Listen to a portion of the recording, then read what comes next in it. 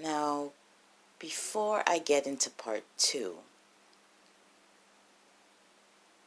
I want to share with you a few of my results from my first shot at this, and it ain't pretty.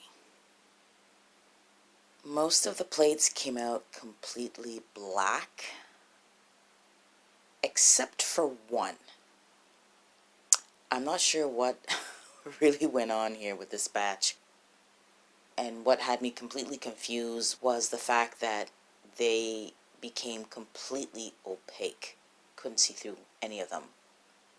For each of these plates, I played around with the different variables, trying to see where my mistakes or my error was in having them come out completely black.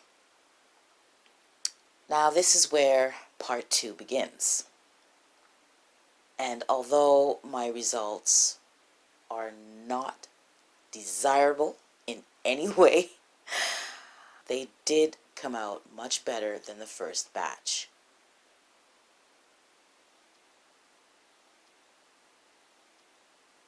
Now with this batch, I actually overexposed by 4 stops. I had made the decision that perhaps I was not overexposing enough. I also played around with different developers, and I also diluted the bleach. I then ended up playing around with the amount of fog time.